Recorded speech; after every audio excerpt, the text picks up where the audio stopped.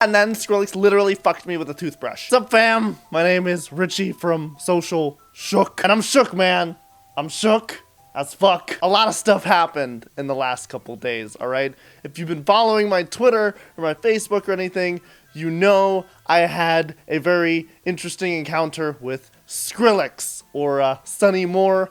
If you don't know who he is, he's a EDM superstar. He kind of made dubstep popular in the United States back around 2010, and he's definitely one of my favorite artists by a lot. And I had some personal encounters with him that I would like to talk with you about. So I guess you could call this a story time. I don't do story times, but this is a story time.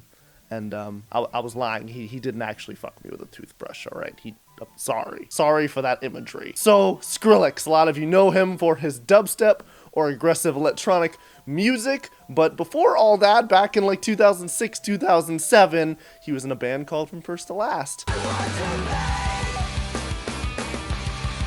Where he was the little emoest chicken nugget, ever. This band even played on Warped Tour in 2005 before it was cool. And he was the vocalist, although he left this band in 2007. They played their last show with him to pursue his solo career, where he, blew the fuck up and became the superstar he is today. Now there's your exposition or backstory. So about a week ago, one of my friends, who is apparently friendly acquaintances or friends with Skrillex, she has been DMing him for a while now, and apparently, unprompted, Skrillex brings me up in the conversation because he was looking up his song Emily, which he wrote while he was in From First to Last in 2004, and he stumbled upon my cover, linked it to my friend, and said, hey, this is pretty cool. Smiles and her laughter, it's the only thing that I've been waiting for.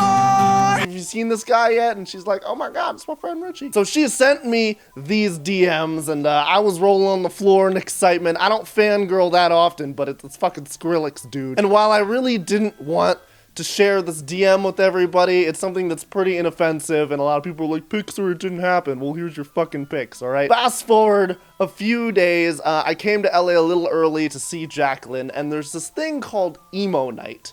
They do it once a month in LA, where they celebrate the emo years of like 2004 to 2008, and all the older mid-20s or 30-year-olds go and, go to this club, dress up in all black, and listen to like Panic at the Disco. It's kind of great. Like, I never go to clubs, but I had a ton of fun at this one. I dressed up in full outfit because, emo. And when I get there, one of Jacqueline's friends was like, hey, do you know the big surprise? And I was like, what? There's free drinks or something? She's like, no, Sonny's gonna be here.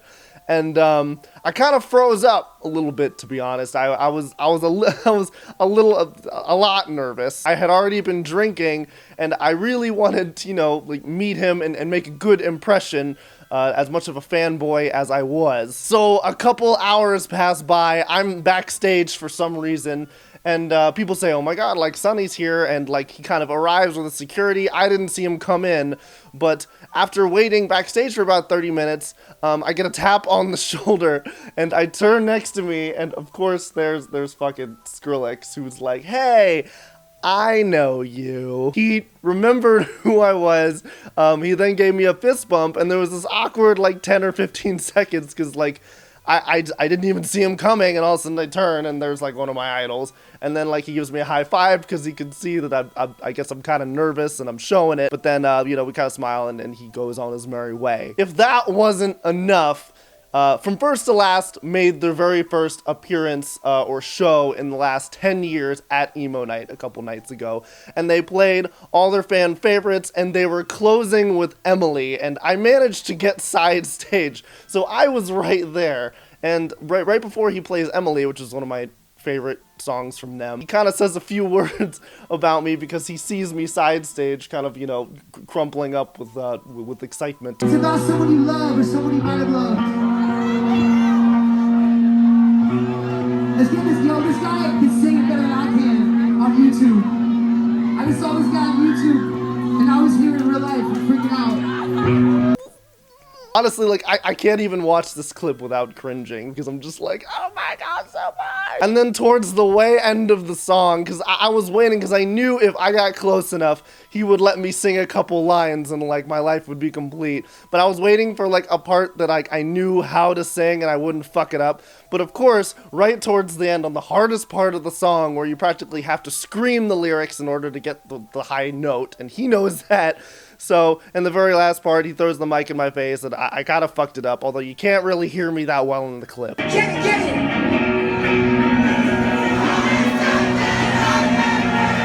But I did get to sing a few words, and it was just magical. It's one of those moments where you wake up the day after, and it's very surreal, and you're just like, man, I can't believe that actually happened. I got to sing with Sonny Moore on their first performance back in From First to Last on the song Emily, which is really cool. One of the coolest things I think I've done so far in my music career. So that was a thing that happened, and I'm glad I could tell you about it. Anyway, that was my story time. Thanks for listening to me ramble and be a little stupid fanboy, but yeah, I hope you're all doing well, and stay sad. Not too sad, and don't die. Okay. Mwah. Yay.